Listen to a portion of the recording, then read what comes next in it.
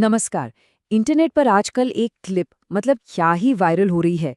एक गिरी हुई इडली और बस वहीं से शुरू हो जाता है बॉलीवुड का शायद सबसे बड़ा एक्शन सीन।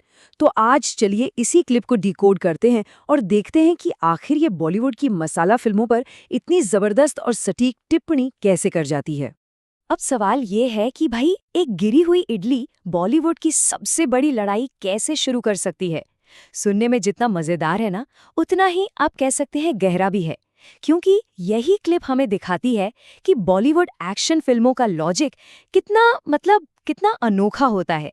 जहां एक छोटी सी एकदम मामूली सी बात, जैसे कि इडली का गिरना, दो गुटों के बीच जंग का मैदान तैयार कर सकती है।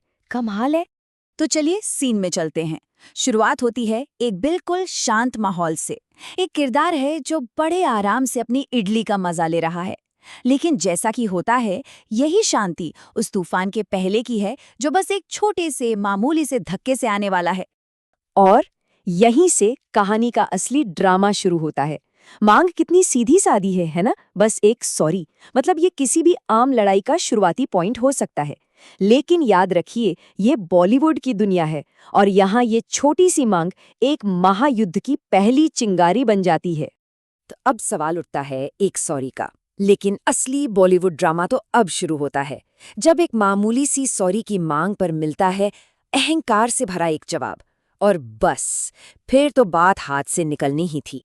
ये सुनिए, ये जवाब एकदम टिपिकल बॉलीवुड विलन वाला है। यहाँ माफी की कोई जगह ही नहीं है। जी नहीं, ये बात अब इलाके की है, अहंकार की है। और यहीं पर एक आम नागरिक और एक लोकल डॉन की दुनिया एक दूसरे से टकराती है।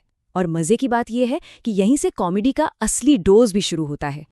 तो मामला अब सिर्फ एक सॉरी का नहीं रहा, बल्कि दो बिल्कुल अलग अलग मानसिकता का हो गया है। देखिए, एक तरफ है सादगी और शिष्टाचार और दूसरी तरफ है गुंडई और घमंड। और जैसा कि बॉलीवुड की फिल्मों में अक्सर होता है, इन दोनों के बीच सुलह की कोई गुंजाइश ही नहीं होती। और अब कहानी उस मोड़ पर आती है जहां ये क्लिप एक आम झगड़े से निकलकर सच में लेजेंडरी बन जाती है। अब पेश है बॉलीवुड का वो आइकॉनिक डायलॉग जो सब कुछ बदल देगा। वाह, ये है वो डायलॉग जो इस छोटी सी लड़ाई को एक पर्सनल झगड़े से उठाकर एक सांकेतिक टकराव में बदल देता है। अब ये सिर्फ एक इडली की लड़ाई नहीं रही, जी नहीं, अब ये नॉर्थ वर्सेस साउथ की लड़ाई बन चुकी है। अब देखिए, ये डायलॉग सिर्फ शब्द नहीं है, ये एक इमोशन है।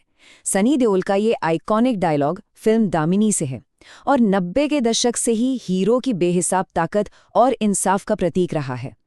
तो जैसे ही इस डायलॉग का इस्तेमाल होता है, हमारा किरदार अब कोई आम आदमी नहीं रहता, वो सीधा एक बॉलीवुड सुपर हीरो बन जाता है। और बस इसी एक डायलॉग से लड़ाई पर्सनल से सीधा रीजनल हो जाती है। अब ये क्लिप बहुत ही होशियारी से नॉर्थ और साउथ इंडिया के बीच जो बने बनाए स्टीरियोटाइप्स हैं ना, उन पर खेलकर कॉमेडी का जबरदस्त तड़का लगाती है। तो यहाँ पर क्या-क्या स्टीरियोटाइप्स चल रहे हैं। एक तरफ है इडली खाने वाला अन्ना, मतलब एक साउथ इंडियन, और दूसरी तरफ है अपनी ताकत दिखाने वाला एग्रेसिव नॉर्थ इंडियन हीरो जो सनी देओल जैसा लगता है। ये क्लिप इन्हीं पहचानों को बड़े मजेदार अंदाज में भिड़ाकर हमें हंसाती है, जो कि बॉलीवुड की फिल्मों में हमें अक्सर देखने को मिलता ही है। चलिए अब आते हैं फाइनल शोडाउन पर। हर बॉलीवुड फिल्म की तरह जब विलन की अपनी ताकत कम पड़ जाती है तो वो किसका नाम लेता है? अपने बॉस का। तो अब देखते हैं कि हमारा हीरो इस चुनौती का सामना कैसे करता है। ये लीजिए, आ गया बॉलीवुड का सबसे पुराना दाव। जानता नहीं हम किसके आदमी हैं, है ना? जब बात हाथ से निकल जाती है तो हमेशा किसी बड़े बॉस का नाम लेकर डराने की कोशिश की जाती है। ये एक एकदम क्लासिक विलन मूव है। और ये है अल्टीमेट पावर मूव। हमारा हीरो इस धमकी से डरता नहीं, बल्कि उसे एक बिल्कुल नए लेवल पर ले जाता है। वो कहता है, तुम्हारा बॉस? अरे वो खुद आकर सॉरी बोलेगा। और बस इसी एक लाइन से हीरो ने साबित कर दिया कि असली बॉस तो वही है। और हम इस विश्लेषण को इसी एक सवाल के साथ खत्म करते हैं। जब डायलॉग में इतना दम हो, तो क्या सच में कहानी की जरूरत है? ये क्लिप हमें यही दिखाती है कि कैसे कुछ दमदार लाइनें और कुछ मजेदार सांस्कृतिक संदर्भ मिलकर बिना किसी लंबी चौड़ी कहानी के भी पूरा मनोरंजन और एक संदेश दे सकते हैं। वाकई सोचने वाली बात है ना?